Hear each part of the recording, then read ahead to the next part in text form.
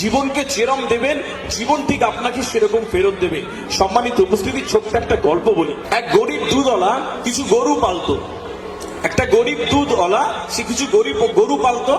সেই গরু থেকে সে একটা দুধ সংগ্রহ করতো প্রতিদিন। কিছু দুধ সে বিক্রি করত, আর কিছু দুধ সে ছানা তৈরি করত, এবং সেই ছানাটা একটি নির্দিষ্ট দোকানে দিয়ে সে প্রতিদিন 1 কিলোগ্রাম করে চিনি কিনতো, আর কিছু সংসারের জিনিসপত্র কিনে বাড়ি আসতো। এরকম প্রতিদিন চলছে। হঠাৎ করে একদিন সেই দোকানে ছানা দেয় এবং সেই দোকান থেকে সে কিছু জিনিসপত্র কিনে আনে। একদিন যখন ছানা দিল, দোকানদারের কেমন একটা সন্দেহ হলো। ও জিনিসপত্র নিয়ে চলে যাওয়ার পরে দোকানদার ওইটা পাল্লায় ওজন করে দেখলো যে 1 কিলোগ্রাম ছানা যে দেয় ওটা 1 কিলো নেই, ওটা 900 গ্রামের আছে।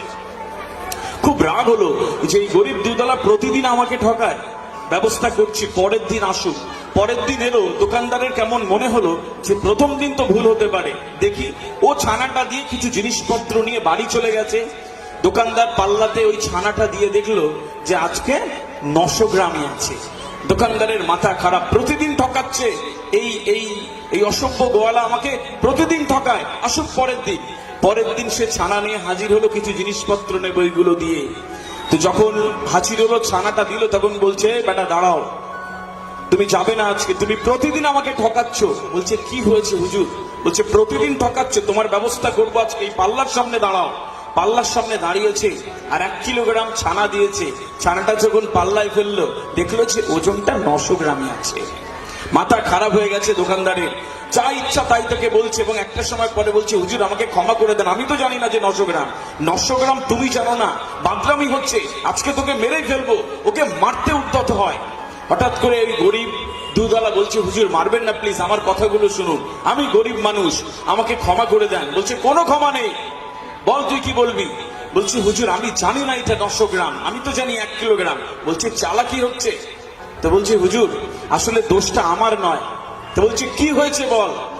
বলছে যে আমি প্রতিদিন আপনাকে ওই যে 1 কিলোগ্রাম ছানা দিই, আমার একটা পাল্লা ছিল, সেই পাল্লাটা অনেক দিনে এবং অনেক ব্যবহার করবার কারণে বাটখারাগুলো আমি হারিয়ে ফেলেছি, পাইনি, কিনতে পারিনি, আমার কাছে টাকা নেই।